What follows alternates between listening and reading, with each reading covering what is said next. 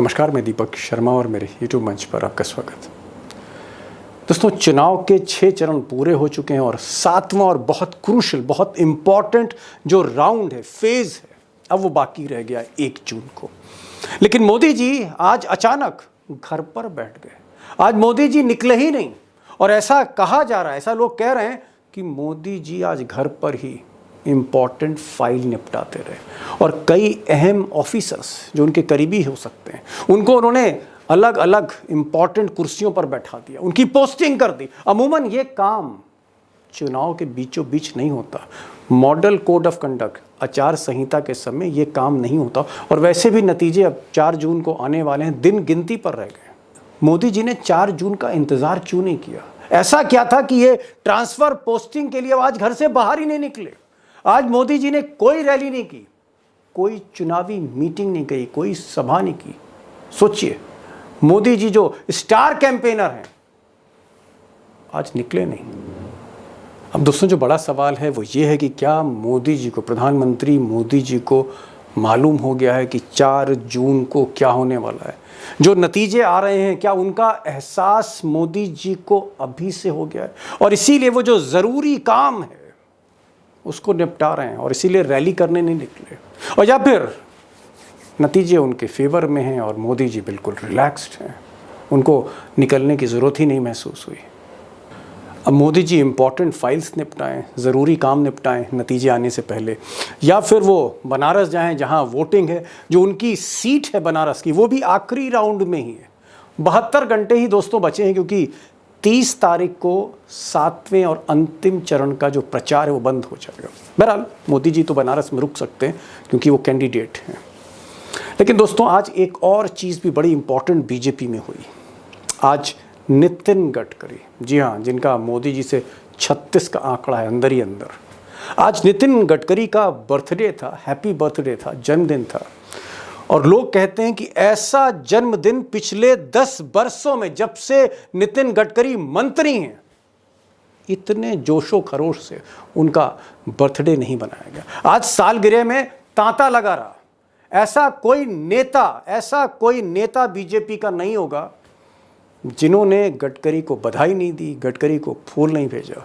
और इतनी जो इंपॉर्टेंस दी जा रही गडकरी को आज, उसकी भी दोस्तों एक वजह है। और वजह यह है कि अगर मोदी जी की सीटें कम हुई, खुदा ना खास्ता 230, 225, 235 पर अगर मोदी अटक गए, तो ऐसा लोग कह रहे हैं कि फिर जो अगली चॉइस होगी, जो अगला चेहरा होगा, वो मोदी नहीं होंगे, वो नितिन गडकरी होंगे। और बीजेपी में जो बागी नेता हैं, जो आप कह सकते हैं बगावत के मुहाने पर बैठे हैं, उसमें शिवराज सिंह चौहान हो सकते हैं, उसमें योगी आदित्यनाथ हो सकते हैं जो नितिन गडकरी के बहुत करीबी हैं, जिनका अमित शाह से कहते हैं कोल्ड वॉर चल रही है। उसमें वसुंधरा राजे हैं, येदियुरप्पा का भी नाम है। उस लिस्ट में राजीव प्रताप रूडी भी हो सकते हैं, उसमें मुख्तार अब्बास नकवी हो सकते हैं, शाहनवाज हुसैन हो सकते हैं। कई ऐसे नेता हैं जो कभी छुप छुप के गडकरी से मिलते थे, आज खुलेआम बधाई दे रहे हैं।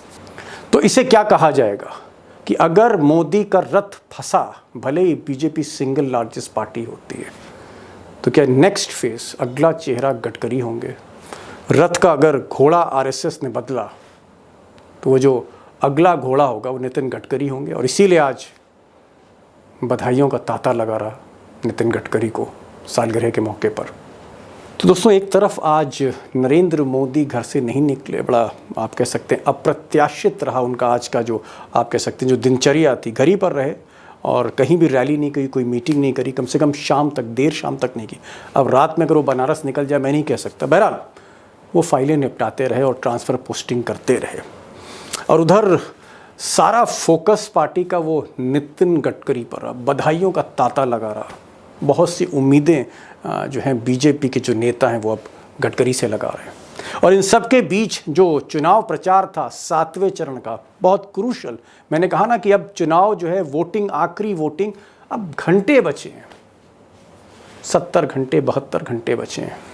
सारा का सारा जो जिम्मा था आज वो चाणक्य के कंधों पर आ गया। और चाणक्य ने आज धुआंधार रैलियां करी पूर्वी उत्तर प्रदेश में, जहां सबसे बड़ा बैटल लड़ा जा रहा है इस चुनाव का। और चाणक्य ने आज खुलकर कहा कि हम तो 300 पार हो गए और मोदी जी आखिरी राउंड तक 400 पार कर जाएंगे। तो चाणक्य आप कह सकते हैं कुछ अलग ही मूड में है। मेरे पास 5 चरण का परिणाम है, जानना है क्या? अरे जोर से बोलो, जानना है क्या? तो सुन लो, 5 चरण में मोदी जी 310 सीट जीतकर सरकार बना चुके और एक छठे और 7वें ने 400 पार कराना है। अब दोस्तों, अमित शाह का ये जो नारा है 400 400 400 पार, इसमें कितना दम है? अब तो दिन ही कितने बचे हैं, 4 जून को फैसला आ रहा है, इसलिए मैं बहुत ज़्यादा अमित शाह की बातों में, उनके वादों में, उनके नारों में बहुत ज़्यादा नहीं जाना चाहता। लेकिन एक चीज़ तय है कि जो सेफोलॉजिस्ट बता रहे हैं, जो इलेक्शन एक्सपर्ट बता रहे हैं, उन इलेक्शन एक्सपर्ट का, जिसमें प्रदीप गुप्ता जो आप कह सकते हैं आज तक के लिए सर्वे करते हैं, या यशवंत देशमुख जो ABP के लिए सर्वे करते हैं, इनका भी मानना है कि कांटे की टक्कर है और कई प्रदेश में बीजेपी फंसी हुई है। आसान सफ़र इस बार का नहीं है मोदी जी के लिए। मिसाल के तौर पर आप कह सकते हैं कि बिहार फंसा हुआ है, यहाँ तेजस्वी बहुत ज़बरदस्त चैलेंज दे रहे हैं। उत्तर प्रदेश की हालत तो मेरे उत्तर प्रदेश की हालत तो आप देख ही रहे हैं क्या है। पिछले कई वीडियो आप देख सकते हैं टाइमलाइन पे जाके, जहाँ कांटे की टक्कर है और इंडिया अलायंस दिन ब दिन भारी पड़ती जा रही है। मोदी जी जहाँ से लड़ रहे हैं बनारस, उसके चारों तरफ भी जितनी सीटें, चाहे वो गाजीपुर हो, चाहे वो बलिया हो, चाहे वो सलेमपुर हो, सीटें चारों तरफ फंसी हुई। सिर्फ मोदी जी ही सुरक्षित हैं आज की तारीख में। बहरहाल उस पर तो मैं आऊँगा, लेकिन सबसे बड़ी बात यह है कि उत्तर प्रदेश के बाहर महाराष्ट्र, एक बहुत आप कह सकते हैं एक निर्णायक युद्ध जो है महाराष्ट्र में लड़ा जा रहा है उद्धव ठाकरे और मोदी के बीच में। कर्नाटक में भी बीजेपी की हालत बहुत अच्छी नहीं, जहां अब कांग्रेस की सरकार। राजस्थान और हरियाणा से जो रिपोर्ट्स आ रही हैं, खासकर वोटिंग के बाद, not very good, not very favourable for mister Modi. Rajasthan और हरियाणा, दिल्ली में भी टक्कर थी। तो कुल मिलाकर आप कह सकते हैं कि ये जो 400 पार है, ये जो जनता लड़ रही है इस बार चुनाव, 4 जून को कुछ भी हो सकता है। ये रथ 272 भी जा सकता है, उसके नीचे भी आ सकता है, एकदम नीचे जाके इंडिया अलायंस को सरकार बनाने का मौका भी दे सकता है। और रथ अगर बीच में फंस गया तो जैसे मैंने कहा कि नितिन गडकरी फिर चेहरा हो सकते हैं। और आज उनका जो जन्मदिन था, उसने इस बात की तस्दीक की कि नितिन गडकरी आज की तारीख में मोदी के बाद सबसे इम्पॉर्टेंट लीडर हैं। मोदी जी आज रैली करने क्यों नहीं गए? नितिन गडकरी के यहाँ बधाइयों का तांता क्यों लगा रहा? क्या संकेत दे रहा है? और बीजेपी का रथ कहाँ खड़ा? ये 3 सवाल हैं मोटे मोटे, और तीनों सवाल के जो जवाब हैं वो आपके लिए आज लेकर आए हैं अशोक वानखेड़े टाइगर। गडकरी से भी करीबी है, मोदी को भी समझते हैं, इंडिया अलायंस को भी जानते हैं, और चुनाव को हर दिन बड़ी बारीकी से फॉलो करते हैं। ज़्यादा समय नहीं लूँगा, चलते हैं सीधे अशोक वानखेड़े टाइगर साहब के पास। टाइगर, पहला सवाल, 72 घंटे बचे हैं और बहुत ही क्रूशल इलेक्शन है, और वो मोदी जो कहीं 4 रैली एक दिन में कर रहे हैं, कहीं कहीं वो 3 रैली कर रहे हैं, लगातार रैलियां कर रहे हैं सुबह से शाम। आज तो मोदी जी घर बैठ गए टाइगर, ये क्या हो गया? दीपक भाई, ये आदमी 2 कंडीशन में करता है। मुझे याद आया, एक अमिताभ बच्चन की पिक्चर थी अमर अकबर अंतोनी जी। उसमें जब एक विलन है, वो भागते हुए जब जाते हैं तो अमिताभ उनको पकड़ते हैं और बोलते हैं, आदमी 2 ही टाइम तेज भागता है, ओलंपिक का रेस हो या पुलिस का केस हो। तो ऐसे क्रूशियल टाइम में 2 बार आदमी रेस्ट कर सकता है। या तो उसको लगा कि मैंने 400 पार कर लिए, ये 57 कोई मायने नहीं रखता, या उसको ये लगता है कि ये 57 आने के बाद भी मेरे 277 नहीं हो सकते, अब मैं क्या करूं, इससे अच्छा घर ही बैठूं। ये तो पहली टाइगर आपने बता दी। आप कह रहे हैं कि मोदी जी इसलिए घर बैठ गए आज, इसलिए नहीं निकले क्योंकि उनको लगता है कि भाई अगर 400 पार कर गए तो जाने से फायदा क्या, और अगर सरकार नहीं बन रही तो भी जाने से फायदा किया, ये आप कहना चाह रहे हैं? तो क्या दुविधा में है क्या? नहीं, आपने कहा कि ये क्या है, तो ये 2 सिचुएशन हो सकती। यदि 470 पार है, मतलब 370 पार और 400 है, तो प्रधानमंत्री जी रेस्ट करेंगे, अमित शाह करेंगे प्रधानमंत्री जी रैली। नहीं, फिर प्रधानमंत्री जी फाइलें नहीं निपटाएंगे, फिर प्रधानमंत्री जी ट्रांसफर नहीं करेंगे। ट्रांसफर से एक बात याद आई, टाइगर ट्रांसफर से एक बात आपकी याद आ गई, मैंने कहा स्लिप ना कर जाऊं।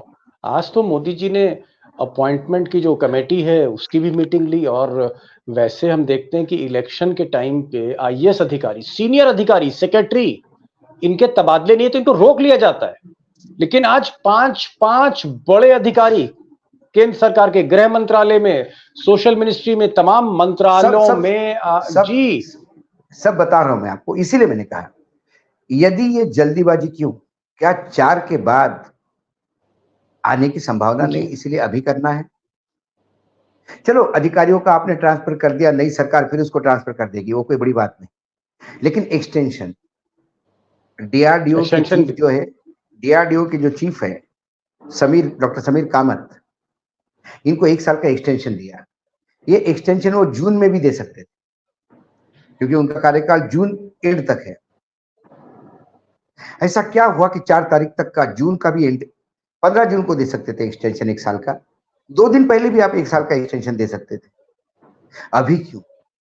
फाइलें क्यों निपटाई जा रही है? ऐसी कौन सी इंपॉर्टेंट फाइल है? नैतिकता क्या कहती है दीपक जी? जब लोकसभा डिसॉल्व है, जब लोकसभा ही डिसॉल्व है तो इस कैबिनेट का कोई वक्त ही नहीं है। ये केयर टेकिंग गवर्नमेंट है। मतलब आप कह रहे हैं कि केयर टेकर प्राइम मिनिस्टर है? नैतिकता ये बोलती है care taker prime minister, care taker prime minister, government is care taker till the new government is form on 4th। जिस दिन हाउस डिसॉल्व हुआ और चुनाव अनाउंस हुआ, उस दिन ये सरकार, आचार संहिता लगने के बाद ये सरकार कोई डिसीजन नहीं ले सकता। ये सरकार वही डिसीजन लेता है जब बहुत कोई आपाता हो या देश का सुरक्षा धोखे में हो। देखिए, विपरीत स्थिति में चुनाव नहीं हो सकते। चुनाव हमेशा सामान्य स्थिति में होते हैं। यदि देश में कोई सुरक्षा का इशू है या बड़ी आपदा है तो इसी के नाम पे चुनाव आगे किया जा सकते हैं। जी जी जी। जब चुनाव हो रहे, इसका मतलब चीज सामान्य है, स्थिति सामान्य है। और स्थिति जब सामान्य होती है तो ये डिसीजंस नहीं लेने चाहिए जो असामान्य चीजों में लेते हैं। जी। डीआरडीओ मैं इसलिए बार बार कह रहा हूं कि हमारे यहां प्राइवेट सेक्टर खोला है डिफेंस प्रोडक्शन के लिए। कई बड़ी बड़ी कंपनियां हैं जिनको ठेके दिए जा रहे हैं प्रोडक्शन के। कई बड़ा जो हमारे यहाँ इंपोर्ट है डिफेंस का, उसका जो 30% इंडिया में बनना है, वो कौन बनाएगा, वो तय करना है। डिफेंस में कई कंपनियां खोली है अडानी सेठ ने, अंबानी सेठ ने जी। इनको काम मिला है। क्या कल मोदी जी को ये डर है कि नई सरकार आते से सारी इंक्वायरी होगी, इसलिए पहले से ही उन्होंने डीआरडीओ के चेयरमैन को 1 साल का एक्सटेंशन दे दिया? जी। ये सवाल उठते हैं। मैं ये नहीं कहता हूं कि भाई डीआरडीओ के जो हमारे चेयरमैन है उनके ईमानदारी पे मैं बिल्कुल ये नहीं कर रहा हूं। जी जी जी। लेकिन सरकार को, क्या सरकार को लगता है कि कोई राज खुलेगा, इसलिए वो अभी से ऑब्लाइज कर रहे हैं? मंत्रालय में जो ट्रांसफर हुए वो भी क्रूशियल हुए हैं। जी हाँ, क्रूशियल मंत्रालय में जो ट्रांसफर हुए हैं, मिनिस्ट्री ऑफ लॉ में ट्रांसफर हुआ, सेक्रेटरी मिनिस्ट्री ऑफ लॉ का बदला गया है, लोकपाल का सेक्रेटरी, हाँ मतलब सेक्रेटरी नया अपॉइंट हुआ है अभी इमरजेंसी में। अभी इमरजेंसी में लोकपाल का सेक्रेटरी अपॉइंट हुआ है। अभी इमरजेंसी में जो सिलेक्शन कमीशन है एम्प्लॉइज का, उसका डीजी जो है डायरेक्टर जनरल, वो अपॉइंट हुआ है जी। ये 2-3 जो अपॉइंटमेंट है, क्या इसके लिए सरकार 4 तारीख तक नहीं रुक सकती? 2 ही टाइम भागता है, पुलिस का केस हो या ओलंपिक का रेस हो। ये मुझे ओलंपिक का रेस नहीं लगता, ये मुझे पुलिस का केस लगता है। जी जी जी जी। नहीं, आप ये कह रहे हैं कि जैसे तूफान आ रहा है, साइक्लोन आ रहा है, और कल मोदी जी ने ये जो मीटिंग ली, कल ये मीटिंग लेना ठीक है भाई, साइक्लोन है, आपदा है, तो आप मीटिंग लीजिए। लेकिन आपका ये कहना है कि भाई साइक्लोन की मीटिंग लो, ठीक है, आप केयर टेकर प्राइम मिनिस्टर हो, लेकिन आप ट्रांसफर क्यों कर रहे हो? जिन ट्रांसफरों पर आप रुक सकते थे, और वो भी बड़े की पोस्ट पे आप कह रहे हैं। तो टाइगर, अगर हम ये देखें कि मोदी जी आज रैली करने नहीं गए, तो क्या मतलब कहीं ना कहीं दिल धक धक कर रहा है गुजरात लॉबी का? अब तो मुझे लगता है अशोक वानखड़े ही नहीं, मोदी जी भी सोच रहे हैं कि 230 235 पे नहीं अटक जाए, ऐसा लग रहा है मुझे। क्यों? क्योंकि देखिए चीजें भाई यही, ये ट्रांसफर पोस्टिंग की जरूरत नहीं थी। कल आपने आर्मी चीफ को 1 महीने का एक्सटेंशन दिया, क्या जरूरत थी? इसमें कैबिनेट क्या करेगी? आर्मी में सीनियरिटी जूनियरिटी के हिसाब से होता है। एक आर्मी चीफ जाता है, जो दूसरा आर्मी चीफ है वो कुछ चंद एक बैच जूनियर होता है या कुछ चंद महीने जूनियर होता है, वो भी उतना ही एक्सपीरियंस है। ऐसा वो ये थोड़ी है कि आपने कैबिनेट में किसी भी रिटायर्ड अधिकारी को उठा के मंत्री बना दिया और जिसको कुछ नहीं आता उसको भी मंत्री बना दिया। जी, ये आर्मी चीफ की पोस्ट है, उसको 1 महीने का आपने एक्सटेंशन दिया। मैं कहता हूं, मैं जिम्मेदारी के साथ कहता हूं कि मेरा आर्मी, नेवी और एयरफोर्स जो देश के लिए कर रहा है उसके लिए मेरा सीना ऊपर है। पांडे साहब, मनोज पांडे जी जो आर्मी चीफ थे, उन्होंने जो अपना कार्यकाल बेहतरीन तरीके से संभाला, मैं सैल्यूट करता हूं। उनके रिटायरमेंट के बाद उनके अच्छे स्वास्थ्य की कामना करता हूं, लेकिन ऐसा भी नहीं है कि उनका ही होना जरूरी, बाकी लोग ही नहीं है। समझ गया। उनके पहले भी लोग थे, उसके बाद भी लोग होंगे। हमारे देश के सैन्य में इतने काबिल अधिकारी है, ये कोई पॉलिटिक्स थोड़ी है कि मोदी जी को कोई लोग नहीं मिले तो दूसरे पार्टी से ला के टिकट दिए। ये भारतीय फौज है साहब। एक सवाल टाइगर ये है कि आप सही कह रहे हैं कि मोदी जी फाइलें निपटा रहे हैं, इंपॉर्टेंट डिसीजन ले रहे हैं, चुनाव में आचार संहिता लगी हुई है, मोदी जी को ऐसा नहीं करना चाहिए था, 4-5 दिन रुक जाते। अरे भैया 4 जून को नतीजा आ रहा है, खत्म, दिन ही अब कितने बचे हैं, 1 हफ्ते का तो समय। लेकिन मोदी जी ने ऐसा क्यों किया? क्या ये जाती हुई सरकार के लक्षण है? ये आपका मंतव्य है, ये आप कहना चाहते हैं। लेकिन यहाँ पर एक सवाल कि मोदी जी को भले ही डर लग रहा है, मोदी जी का दिल धक धक कर रहा है कि सरकार जाएगी आएगी, पता नहीं 272 सीटें मिलती, 240 मिलती, नहीं मिलती, इसलिए वो चीजें निपटा रहे हैं। लेकिन उनके जो चाणक्य हैं अमित शाह साहब ने तो आज भी रैली में कहा, पूर्वी उत्तर प्रदेश में मैं उनकी रैली सुन रहा था, उन्होंने रैली में कहा कि भैया स्कोर बताऊं, उन्होंने कहा 5वें चरण पर हम 310 सीटें क्रॉस कर गए, 310 सीटें हम लिया हैं और अंतिम 2 चरण में हम 400 पार करने जा रहे हैं। यानी जो लास्ट चरण है, उससे पहले जो छठा चरण था, उसमें 90-100 सीटें उनको मिल गई हैं, ऐसा वो कह रहे हैं। तो अमित शाह कह रहे हैं कि साहब हम तो 400 पार कर रहे हैं, ये क्या है? 57 सीटों में 90 सीटें मिल गई उनको, वही गणित वही जाने अमित शाह जी। देखिए अमित शाह जी ये कहेंगे क्योंकि इस चुनाव के नतीजे ताज भी पहनाएंगे तो अमित शाह जी को, और ठिकरा भी फूटेगा तो अमित शाह जी पे, क्योंकि ये चुनाव अमित शाह के चुनाव थे। इस चुनाव में नरेंद्र मोदी जी भी पपेट जैसे काम कर रहे थे। मैं आपको आपके भी प्रोग्राम में कई बार बोल चुका हूं कि सत्ता और संगठन दोनों पे पूर्ण रूप से कब्जा अमित शाह जी का है। टिकट अमित शाह जी ने बांटे और कई जगह नरेंद्र मोदी जी चाहते हुए भी वो टिकट नहीं बटे। पूनम महाजन को टिकट देना चाहते थे नरेंद्र मोदी जी। अमित शाह जी ने बिल्कुल अपने सर्वे और अपने जो इंटेलिजेंस रिपोर्ट पे इसके बलबूते पे मना कर दिया उन्होंने। जी टाइगर, एक आप सही कह रहे हैं कि अमित शाह ही सारी बागडोर उन्हीं के हाथ में है। वो आज रैली भी कर रहे हैं, धकाधक रैली चल रही है अमित शाह की।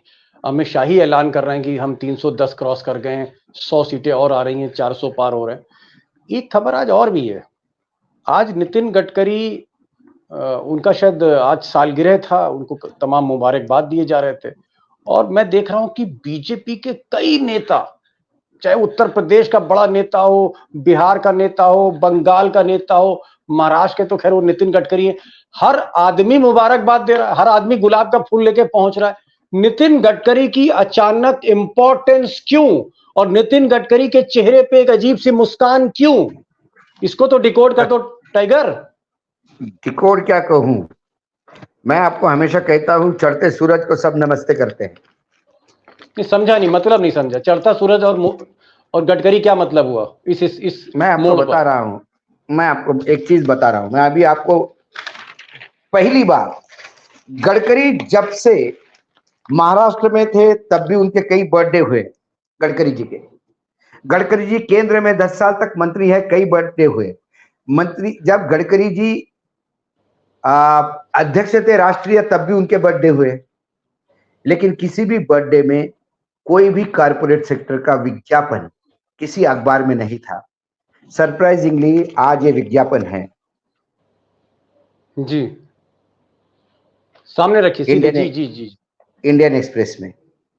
जी जी, हाँ दिख रहा है, विज्ञापन दिख रहा है जी। ये क्या बताता है? मैं भी मतलब आप सरप्राइज बताइए हूं। ना तो टाइगर, सर, अगर आप डिकोड नहीं गडकरी को करोगे तो इस देश में और नहीं नहीं, गडकरी को डिकोड कौन करेगा? तो मैं बता गडकरी को मतलब डिकोड, अभी मैं गडकरी को डिकोड नहीं कर रहा हूं, अब मैं बाकियों को डिकोड कर रहा हूं। गडकरी के प्रति इतना प्रेम क्यों उमड़ आ रहा है? क्या लोग जी भविष्य में गडकरी को उगता हुआ सूरज देख रहे हैं? क्या नरेंद्र मोदी का सूर्य अस्त हो रहा है और नए सूर्य का उदय हो रहा है, इसलिए सारे साष्टांग दंडवत उधर हो रहे हैं? मार्केट की जी धारणा भी देखो। जी जी जी जी। ये तो ये ये ये सारी चीजें क्या इंडिकेट करती है? सारे लोग बर्थडे पे टूट पड़े, ये क्या इंडिकेट करता जी है?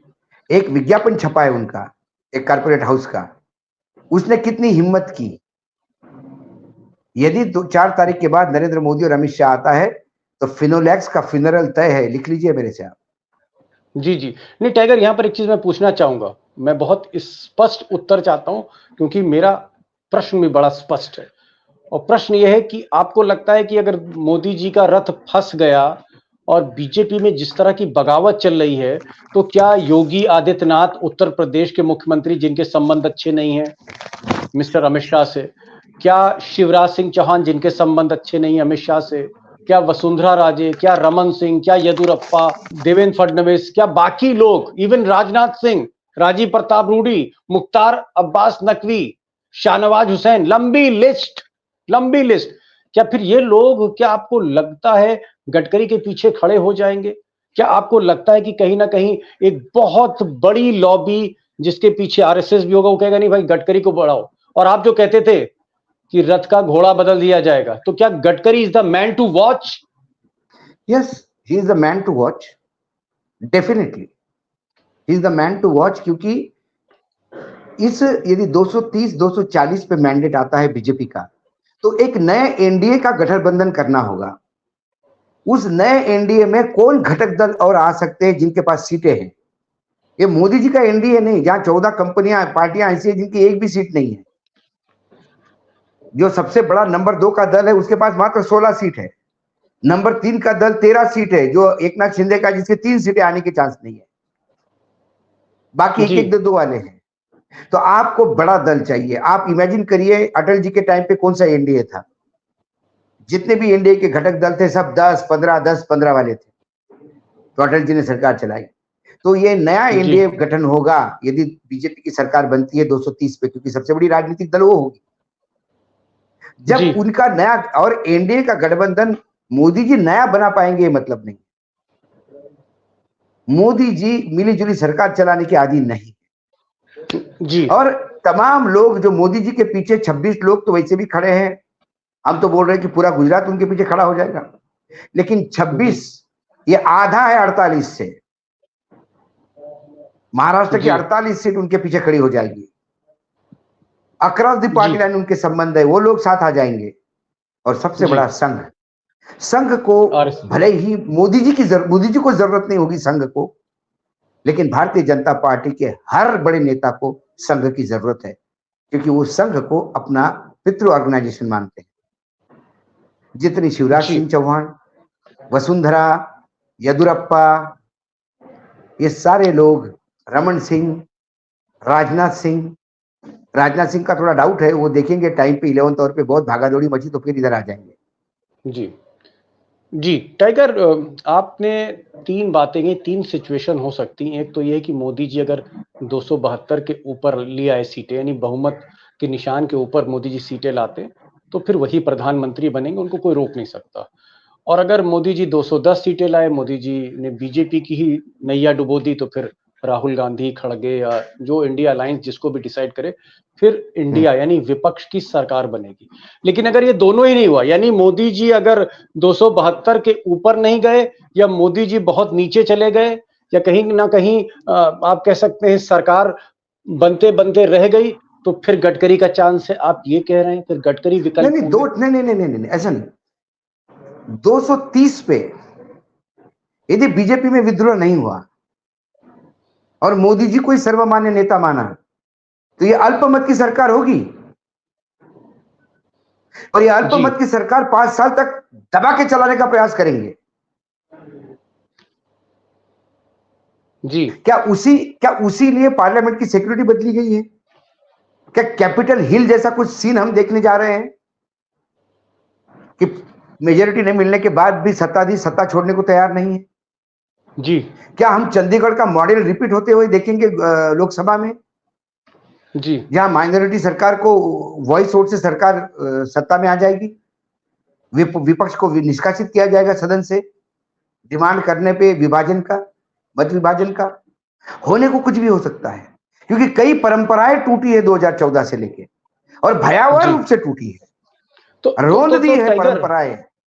टाइगर, फिर एक लाइन में ये तो बता दीजिए, ये तो क्लियर हो गया कि मोदी जी, अगर बीजेपी हारती है तो इंडिया की सरकार है, मोदी जी 272 पे आते तो मोदी जी, गडकरी किस सूरत में आ रहे हैं? एक लाइन में गडकरी किस सूरत में आ रहे हैं?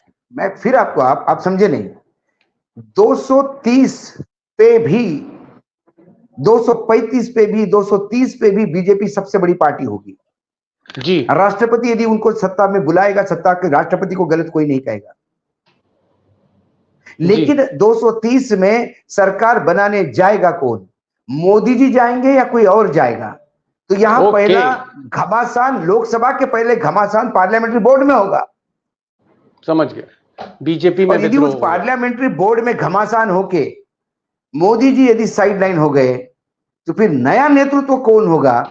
और वो नया नेतृत्व, नया एनडीए गठबंधन कर पाएगा या नहीं कर पाएगा? जो जुगाड़ करेगा बाकी 50-60 सीटों का, वहीं आएगा। इसलिए वहां पर नितिन गडकरी की संभावनाएं बनती हैं, ये टाइगर कह रहा है। टाइगर ने आज की बातचीत में 2-3 बातें कही। उन्होंने कहा कि मोदी जी को जिस तरह से वो ट्रांसफर पोस्टिंग सीनियर आईएएस अधिकारियों की कर रहे हैं, बीच चुनाव में नहीं करना चाहिए था, मोदी जी को 3-4 दिन रुकना चाहिए था।